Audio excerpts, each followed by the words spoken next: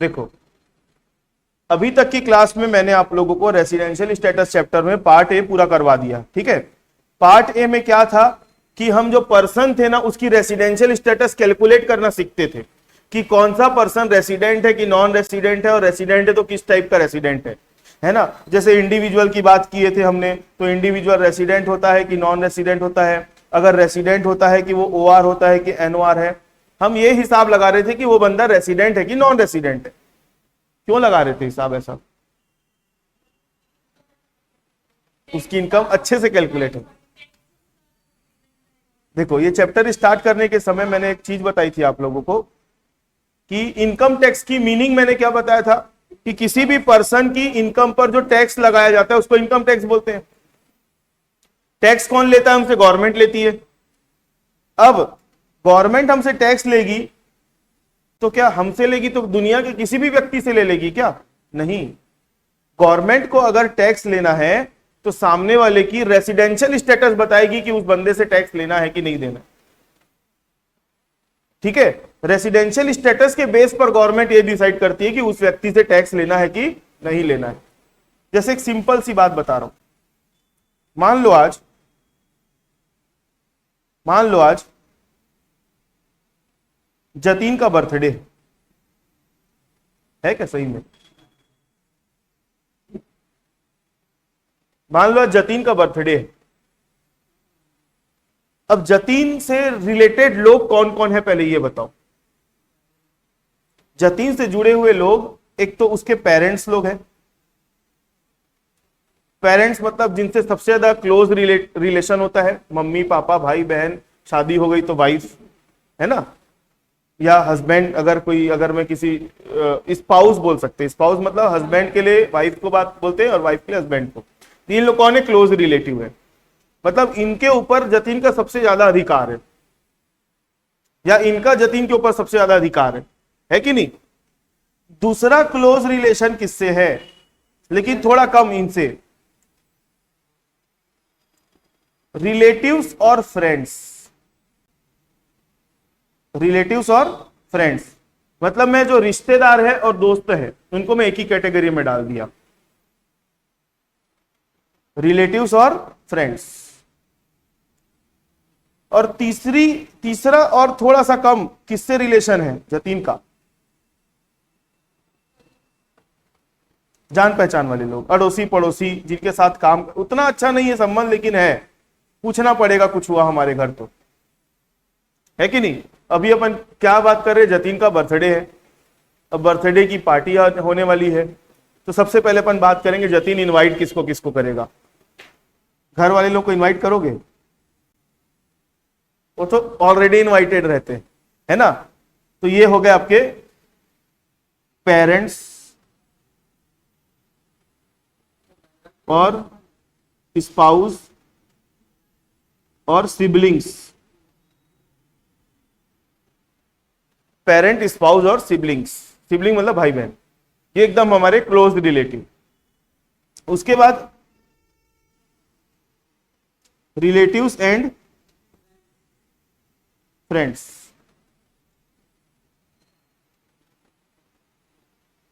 उसके बाद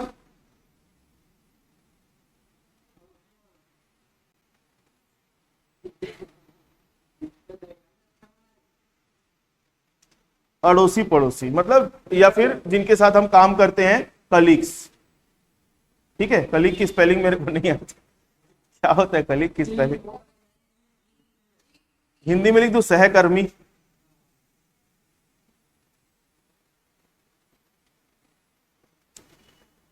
चलो जो भी है, कलीग जिनके साथ हम काम करते हैं, हमारे अड़ोसी पड़ोसी, जिनसे हमारा जान पहचान है, उनको नहीं बुलाएंगे तो गलत हो जाएगा, बुलाना पड़ेगा। और कुछ लोग ऐसे तो बाहर मोहल्ले में घूम रहे इधर उधर, उनको बुलाएंगे भी नहीं, पूछेंगे भी नहीं, हमारा उनसे कोई जान पहचान भी नहीं, कोई लेना देना भी नहीं है। हम बात करें सिर्फ हमारा लेना देना किससे है, तो मैंने 4 प्रकार की सर्कल बनाई है। एक सर्कल तो दिख ही नहीं रहा होगा, बाउंड्री, वो कहां है? बाहर, जिनको हम जानते भी नहीं। रास्ते चलते आदमी को बोलोगे आप मेरे बर्थडे में आ, मेरे को गिफ्ट दे, नहीं बोलोगे ना। आपका अधिकार सिर्फ किन पर है? इन तीनों पर। बाहरी आदमी जिनको आप नहीं जानते हो उनको ना बुलाओगे ना उनसे कुछ लोगे आप, अब जतीन का बर्थडे है तो जतीन बुलाएगा किसको किसको, इनको तो बुलाने की जरूरत नहीं, घर के ही लोग हैं, इनको इनवाइट करेगा और इनको इनवाइट करेगा। अब बर्थडे है तो जतीन को गिफ्ट चाहिए, अब जतीन को क्या चाहिए, गिफ्ट। तो अगर जतीन को गिफ्ट चाहिए तो सबसे बड़ा और भारी अमाउंट का गिफ्ट किससे लेगा, अड़ोसी पड़ोसी को बोलेगा मेरे बाइक लेके दो, नहीं। फ्रेंड और रिलेटिव को बोलेगा मेरे को बाइक लेके दो, नहीं। लेकिन अगर ज्यादा अमाउंट चाहिए तो किसको बोलेगा, पेरेंट्स, सिबलिंग्स, स्पाउस, इन्हीं लोगों को बोलेगा। और मान लो इनकी स्थिति अगर अच्छी नहीं है या इन लोग कम इनकम कमाते हैं तो नहीं भी लेगा तो भी चलेगा, मतलब डिपेंड करता है इनकी कंडीशन के ऊपर। मेरा बोलने का मतलब समझो। तो यहां पर मैं जतीन को बोलना चाह रहा हूं कि जतीन जो है ना गवर्नमेंट है। जतीन को मैंने थोड़ी देर के लिए क्या बना दिया था, अभी जतीन बना दिया था, अब अपन उसको क्या बोल रहे हैं, गवर्नमेंट। जो सबसे इनर सर्कल होता है, इनर सर्कल, इसमें हम बैठा रहे हैं किसको, ओ आर को। फिर आउटर सर्कल में मैं किसको बैठा रहा हूं, एन ओ आर को। और उसके आउटर सर्कल में मैं किसको बैठा रहा हूं, एन आर को, नॉन रेसिडेंट। नॉन रेसिडेंट का भी हमारे से रिलेशन होता है। और ऐसे लोग जिनका इंडिया से कोई लेना देना नहीं है, वो बाहर घूम रहे हैं, उनसे हम टैक्स लेंगे भी नहीं, हमको पूछेंगे भी नहीं उनको। 4 प्रकार के लोग होते हैं, एक ओ आर, दूसरा एन ओ आर, तीसरा एन आर। यही तो कैलकुलेट करना सीख रहे थे ना अभी इतना दिन से। और जिन लोगों का कोई लेना देना नहीं, ना कभी इंडिया आया, कभी आया नहीं आया, कभी इंडिया नहीं आया, ऐसा आदमी जो बाहर गई है तो उसकी कोई रेसिडेंशियल स्टेटस होगी क्या, वो आउट ऑफ रेसिडेंशियल स्टेटस है। गवर्नमेंट को अब टैक्स लेना रहेगा ना, तो गवर्नमेंट सबसे ज्यादा क्या बोलेगी कि तुम्हारी इनकम बताओ। तो ओआर जो होता है ना, ओआर, उसकी सभी इनकम को जोड़ दिया जाता है। टोटल इनकम निकालने के लिए ओआर के केस में सारी इनकम को जोड़ दिया जाता है। सारी इनकम मतलब मैं इनकम को 2 कैटेगरी में डिवाइड कर रहा हूं। एक इनकम बोल रहा हूं मैं, कौन सी इनकम, इंडियन इनकम, और दूसरा फॉरेन इनकम। मतलब मैं इनकम को 2 कैटेगरी में डिवाइड कर दिया, इंडियन इनकम और फॉरेन इनकम। अगर कोई व्यक्ति ओआर है, ओआर, तो गवर्नमेंट उसकी इंडियन इनकम पर भी टैक्स लेगी और उसकी फॉरेन इनकम पर भी टैक्स लेगी, क्योंकि वो क्या है, ओआर है। तुम ओआर हो इसलिए इंडियन इनकम पर भी टैक्स दोगे और अपनी फॉरेन इनकम पर भी टैक्स दोगे। अगर आप एनआर हो, अगर आप एनआर हो, नॉन रेसिडेंट हो, तो आप अपनी इंडियन इनकम पर टैक्स दोगे, फॉरेन इनकम पर टैक्स नहीं लिया जाएगा, आपसे नहीं दोगे। ये 2 चीज समझ में आई। और अगर आप एनओआर हो तो आपकी इंडियन इनकम पर तो टैक्स लगेगा ही लगेगा, लेकिन कुछ फॉरेन इनकम पर टैक्स लगेगा और कुछ फॉरेन इनकम पर टैक्स नहीं लगेगा।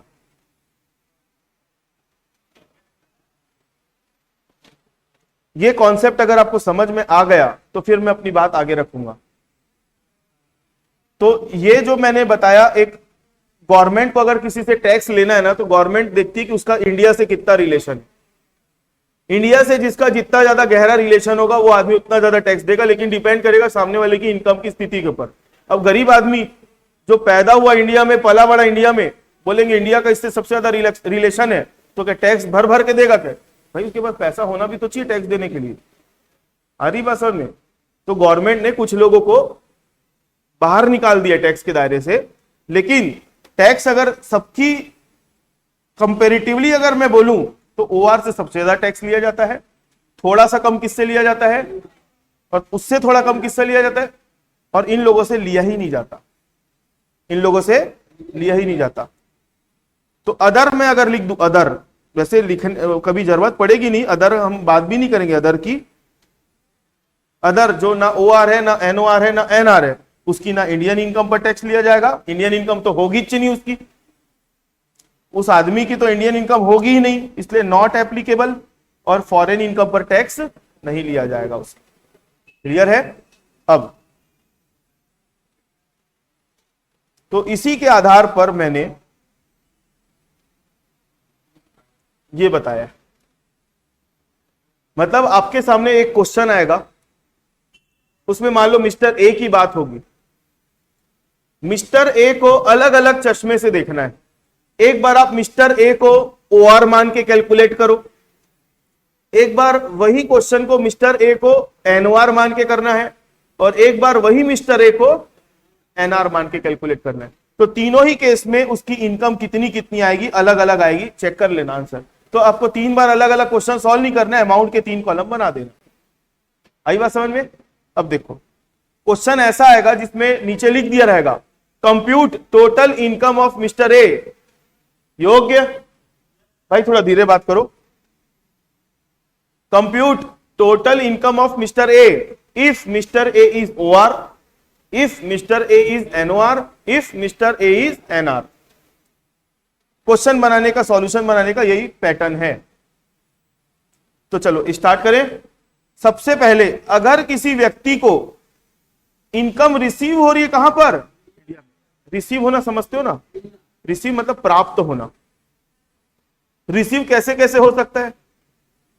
या तो आपको कोई नोट का बंडल ला के हाथ में दे दिया, वो रिसीव हुआ इनकम का, या फिर आपके अकाउंट में पैसा जमा करा दिया, तो उसको भी हम क्या मानेंगे? Receive in India. आप दुनिया में कहीं पर भी काम कर लो, आप दुनिया के किसी भी कोने में काम कर लो, अगर आपके काम किए हुए की इनकम आपको इंडिया में रिसीव होती है, तो आप चाहे NOR हो, चाहे OR हो, चाहे NR हो, तीनों ही केस में आपको इंडिया की इनकम में टैक्सेबल किया जाए, मतलब जोड़ा जाएगा आपकी इनकम। उसको, उस इनकम को क्या मान लेंगे? इंडियन इनकम मान लेंगे। नहीं यही बात समझ में? अगर आपको इनकम रिसीव कहां हो रही है? इंडिया में, तो तीनों ही केस में क्या होगी? टैक्सेबल होगी। OR, NOR और NR तीनों केस में। अगर इनकम इंडिया में एक्रू हो रही है, एक्रू मतलब क्या होता है? कमाना। उस इंडिया में वो इनकम जनरेट हो रही है, उस जगह से इंडिया में से इनकम पैदा हो रही है, तो एक्रू उसको बोलते हैं। अगर आपकी इनकम एक्रू हो रही है इंडिया में, तो उस केस में भी उस इनकम को इंडियन इनकम माना जाएगा और तीनों ही केस में टैक्सेबल किया जाएगा।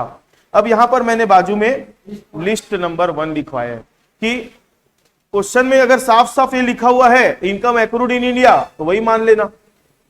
लेकिन क्वेश्चन में कभी कभी income accrued in India directly लिखा हुआ नहीं रहता, कुछ पॉइंट्स लिखे हुए मिलेंगे, उसको पढ़ के समझना पड़ेगा कि हाँ ये इनकम एक्रूड इन इंडिया वाली इनकम है। तो उसके लिए मैंने लिस्ट नंबर 1 बनाया। ठीक है, तो लिस्ट नंबर 1 में क्या लिखा हुआ है, अभी थोड़ी देर के लिए रुक जाओ। चलो पढ़ ही लेते हैं, लगे आप। इनकम एक्रूड इन इंडिया, कौन कौन सी ऐसी इनकम है जिसको हम इंडिया में एक्रू हुआ है मानते हैं? ये लिस्ट नंबर 1 है, देखो ये दिख रही है। सबसे पहला income from business in India. अगर आपका बिजनेस कहां चल रहा है, उससे इनकम हो रही है, फिर रिसीव कहीं पर भी हो, इनकम कहां चल रहा है, बिजनेस कहां चल रहा है? इंडिया में, और इनकम कहीं पे भी रिसीव हो, तो उस बिजनेस से होने वाली इनकम को हम क्या मानेंगे? इनकम एक्रूड इन इंडिया मानेंगे। राजस्थान में आपका बिजनेस है, उस बिजनेस से इनकम आपको अमेरिका में रिसीव हुई, तो रिसीव कहीं भी हो, एक्रूड कहां से हो गई? इंडिया से, तो इंडिया में एक्रू हो गई तो टैक्सेबल मानेंगे तीनों केस में। ये 2 पॉइंट समझ में आया आपको? अब एक्रूड इन इंडिया की लिस्ट खत्म नहीं हुई है, अभी बचा है income from asset property situated in India. आपका मकान है इंडिया में, आप शिफ्ट हो गए अमेरिका, मकान इंडिया वाला किराए में दे दिया, सुने होंगे ऐसा, ये मकान इंडिया में है, मालिक जो है बाहर रहता है विदेश में, तो उस मकान से होने वाली इनकम का किराया किसको मिलेगा? उसी को मिलेगा, तो एक्रूड इन इंडिया मानेंगे अपन। क्या मानेंगे? Accrued in India. हाँ तीनों में आएगा। या फिर आपका कोई एसेट इंडिया में है, उससे आपको इनकम हो रही है और आप रहते बाहर हो, या कहीं पे भी रहते हो आप, तो इंडिया में अगर आपकी प्रॉपर्टी है या फिर एसेट सिचुएटेड है, तो उससे होने वाली इनकम को हम क्या मानेंगे? एक्रूड इन इंडिया मानेंगे। अगर आपका इन्वेस्टमेंट या फिर कोई प्रकार का डिपॉजिट इंडिया में किया हुआ है, उससे हो रही है इनकम, डिपॉजिट से क्या मिलता है? ब्याज। इन्वेस्टमेंट शेयर वेयर में करोगे तो डिविडेंड मिलेगा। तो आपको, अगर आपने कोई इन्वेस्टमेंट किया हुआ है इंडिया में, इंडिया की कंपनियों में, और उससे अगर कोई इनकम जनरेट हो रही है, तो उसको भी हम क्या मानेंगे? Accrued in India. इसके बाद का मोस्ट इंपॉर्टेंट पॉइंट ध्यान से सुनना, इनकम फ्रॉम सैलरी और पेंशन। इनकम फ्रॉम सैलरी और पेंशन, अगर आप नौकरी करते हो तो आपको क्या मिलेगा? सैलरी मिलेगा। नौकरी से रिटायर हो गए तो आपको क्या मिलना चालू हो जाएगी? पेंशन। दोनों के लिए एक ही रूल चलता है। अगर आप गवर्नमेंट एम्प्लॉय हो, अगर आप क्या हो? गवर्नमेंट एम्प्लॉय हो, या फिर आप अदर एम्प्लॉय हो, तो ही तो हो सकता है ना, गवर्नमेंट एम्प्लॉय या फिर अदर एम्प्लॉय। अगर आप गवर्नमेंट एम्प्लॉय हो और आपने दुनिया के किसी भी कोने में अगर अपनी सर्विसेज दी हुई है, गवर्नमेंट के काम से आपको भेज दिया ऑस्ट्रेलिया, गवर्नमेंट के काम से आपको भेज दिया न्यूयॉर्क, सर्विस कहां दे रहे हो, वहां पर। आप दुनिया के किसी भी कोने में जाके काम करो और आप अगर गवर्नमेंट एम्प्लॉय हो तो आपकी इनकम को क्या माना जाएगा, एक्रूड इन इंडिया माना जाएगा। आपकी सैलरी को क्या माना जाएगा, एक्रूड इन इंडिया। और अगर आप अदर एम्प्लॉय हो, क्या हो, अदर एम्प्लॉय, तो आपने अगर सर्विसेज इंडिया में दी है तभी आपकी इनकम को क्या माना जाएगा, एक्रूड इन इंडिया। मतलब आप किसी प्राइवेट कंपनी में नौकरी करते हो और आपको कंपनी ने भेज दिया अमेरिका, जाओ वहां रह के काम करो, तो वहां पर भी सैलरी मिलेगी आपको, तो वो वाली सैलरी को एक्रूड इन इंडिया मानोगे, नहीं मानेंगे। क्यों, क्योंकि आप प्राइवेट कंपनी के एम्प्लॉय हो। और अगर प्राइवेट कंपनी में जॉब करते हो और इंडिया में रह के काम कर रहे हो तो वाली सैलरी को क्या मानेंगे, एक्रूड इन इंडिया मानेंगे। लेकिन अगर गवर्नमेंट एम्प्लॉय हो तो इंडिया में काम करो चाहे कहीं पर भी काम करो तो आपकी सैलरी को क्या मानेंगे, एक्रूड इन इंडिया मानेंगे। क्लियर है। ये वाला जो पॉइंट है इसको थोड़ी देर के लिए क्या कर दो, होल्ड। अभी मैं बताऊंगा तो अभी जरूरत नहीं है इसकी। तो इनकम एक्रूड इन इंडिया किसको किसको मानना है, मैंने 1 से लेकर 4 तक पॉइंट बताया। पहला क्या था, income from business in India. वापस फॉर्मेट में आ जाओ। Income from business outside India, income from business, अगर बिजनेस इंडिया में है तो उसको हम क्या मान लेंगे, एक्रूड इन इंडिया। लेकिन ये वाला पॉइंट जो है ऐसे बिजनेस के लिए जो बिजनेस के बाहर, इंडिया जो बिजनेस है वो इंडिया के बाहर चल रहा है।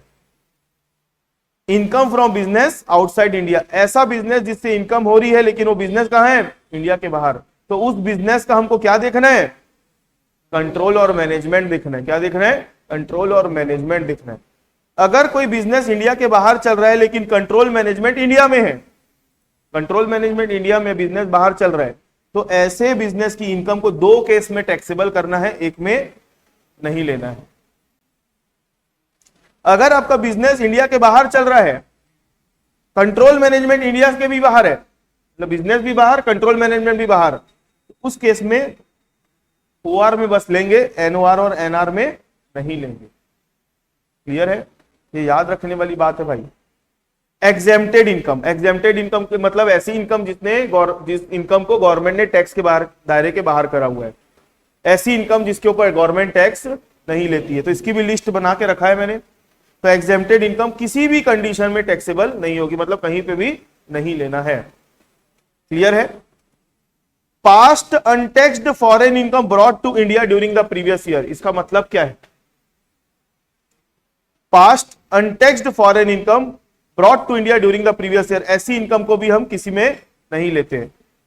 तो पहले एक काम करते हैं, एग्जेम्प्टेड इनकम की लिस्ट पढ़ लेते हैं, फिर ये एक्सप्लेन कर रहा हूं। एग्जेम्प्टेड इनकम मतलब वो किसी में नहीं लेना है। तो ऐसी कौन कौन सी इनकम है जो एग्जेम्प्टेड होती है, 4 ही प्रकार की इनकम है। एग्रीकल्चर इनकम फ्रॉम इंडिया, अगर आप इंडिया से एग्रीकल्चर इनकम कमा रहे हो तो वो क्या होगा, एग्जेम्प्ट। लेकिन अगर बाहर से अगर एग्रीकल्चर इनकम कमाओगे तो टैक्सेबल होगा। इंडिया की एग्रीकल्चर इनकम को टैक्स के दायरे के बाहर निकाला गया, लेकिन बाहर से, विदेश, श्रीलंका में आपका खेत है, वहां से आप कमा रहे हो तो 4 लाख रुपए, हाँ, बाहर से एग्रीकल्चर में कमाए वो तो एक्रूड इन इंडिया तो हो नहीं सकता। अगर उसका पैसा रिसीव हो रहा है इंडिया में तो तीनों में जाएगा, रिसीव नहीं हो रहा है इंडिया में तो आगे उसका जवाब है आपके, देखना अभी। तो agriculture income from India exempt. Share of profit from partnership firm, याद है ना, पार्टनरशिप फर्म में जब प्रॉफिट होता है तो पार्टनर्स लोगों में बंटता है, तो पार्टनर के एंड पे वो वाला शेयर जो है ना प्रॉफिट का, वो एग्जेम्प्ट होता है, क्योंकि उस प्रॉफिट पर फर्म ने टैक्स पे कर दिया होता है। तो एक ही इनकम पर गवर्नमेंट 2 बार टैक्स नहीं लेती है। धीरे धीरे बात करो भाई। पार्टनरशिप फर्म अगर है, उसके पार्टनर्स है, तो फर्म से पार्टनर लोगों को प्रॉफिट का शेयर मिलता है, वो वाला शेयर है वो एग्जेम्प्ट होगा। क्लियर है। प्रोविडेंट फंड मैच्योरिटी अमाउंट, जब प्रोविडेंट, याद है ना, कोई नौकरी से रिटायर हो जाता है तो प्रोविडेंट फंड का पैसा मिलता है उन लोगों को, पीएफ का पैसा मिलता है बोलते हैं, तो वो भी क्या होता है, एग्जेम्प्ट। अगर आपके किसी रिलेटिव ने आपको गिफ्ट दे दिया, अगर आपके किसी रिलेटिव ने आपको गिफ्ट दे दिया तो वो भी क्या होगा, एग्जेम्प्ट। इसके बारे में हम और भी ज्यादा जानकारी लेंगे, कौन से चैप्टर में, अदर सोर्सेज में पढ़ेंगे हम डिटेल में। अभी तो यहां पर सिर्फ इतना ही याद रखें, आपके मम्मी पापा से, आपके मामा से, आपके भाई बहन से, आपके स्पाउस से आपको गिफ्ट मिल रहा है तो उन लोग आपके क्या है, रिलेटिव हैं, और रिलेटिव से अगर आपको गिफ्ट मिल रहा है तो उसको भी क्या मानेंगे, एग्जेम्प्ट। तो एग्जेम्प्टेड इनकम को हम किसी में भी नहीं लेते हैं। उसके बाद past untaxed foreign income brought to India during the previous year, इसका मतलब क्या है?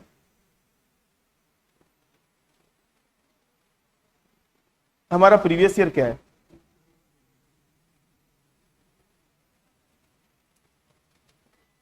दो हजार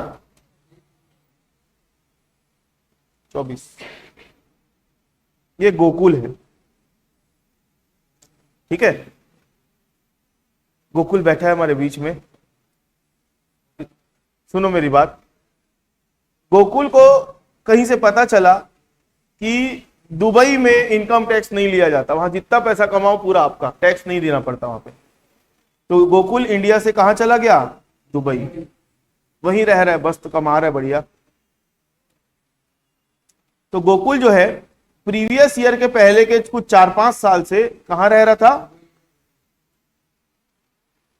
दुबई में रहता था, और वहां वो बहुत करोड़ों रुपए कमा लिया, और उसको मालूम था कि वहां की गवर्नमेंट को तो टैक्स देना नहीं पड़ता है। तो उसने इनकम कमा ली, बहुत सारा पैसा इकट्ठा कर लिया, मान लो 5 करोड़ रुपए, ठीक है। तो गोकुल मनी मन में वो रखना, सर आपके मुंह में घी शक्कर करके सुनो, अब उसको है ना घर की याद आने लग गई, जतीन की, हितेश की, है ना, याद आने लग गई उसको। तो वो अब इंडिया आना चाह रहा है, तो वो 5 करोड़ वहीं छोड़ के आ जाएगा, लेके आएगा कि नहीं? तो गोकुल क्या किया, 5 करोड़ रुपए को सूटकेस में डाला, सूटकेस में डाला, और उस पैसे को कहां लेकर आ गया, इंडिया लेकर आ गया। कब लेके आया, प्रीवियस ईयर में लेके आया। कब लेके आया, प्रीवियस ईयर में लेके आया। लेकिन उस इनकम को कमाया कब था उसने, प्रीवियस ईयर के पहले के सालों में कमाया था उसने, लेकिन उस प्रीवियस ईयर की इनकम को लेकर कब आया, 23-24 में लेकर आया, प्रीवियस ईयर में लेके आया। और दुबई में उस इनकम पर टैक्स देना पड़ा था क्या उसको, नहीं।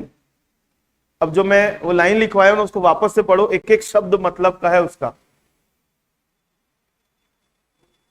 पढ़ो क्या लिखा है। पास्ट, पास्ट मतलब प्रीवियस ईयर के पहले के साल। अनटैक्स्ड, अनटैक्स्ड मतलब ऐसी इनकम पर जिसके ऊपर उसने टैक्स नहीं दिया है। फॉरेन मतलब विदेश, दुबई।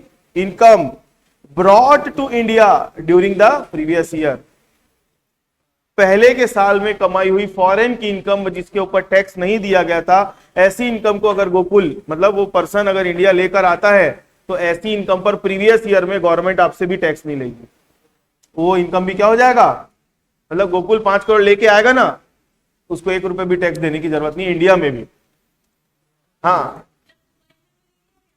यहां पे भी नहीं देगा। और लेकिन वो इनकम पास्ट ईयर की होनी चाहिए ना, करेंट ईयर की होगी तो गवर्नमेंट ले लेगी टैक्स आपसे, पास्ट ईयर की होनी चाहिए। हाँ, प्रीवियस ईयर में कमाएगा, कमाया कब है, पास्ट ईयर्स में कमाया है। लेके कब आ रहा है, प्रीवियस ईयर में लेके आ, कमाया पहले, कमाता भी प्रीवियस ईयर में, तो गवर्नमेंट को इस साल टैक्स देना पड़ता है ना। तो ऐसा अब इसमें ज्यादा दिमाग लगाने की जरूरत नहीं, क्वेश्चन में यही लाइन लिखी हुई मिलेगी, तो इसका बस इतना याद रखना कि इसको तीनों पॉइंट में नहीं लेते। लास्ट बच गया अदर। अदर मतलब ऐसी इनकम जो इंडिया में रिसीव नहीं हुई है, जैसे जतीन ने एक सवाल किया था, एग्रीकल्चर इनकम श्रीलंका से हो गई और कमाए भी वहीं, रिसीव भी वहीं हो गई। एग्रीकल्चर इनकम श्रीलंका की, कमाया भी वहीं पे, एक्रू भी वहीं पे हुआ और रिसीव भी वहीं पे हुआ।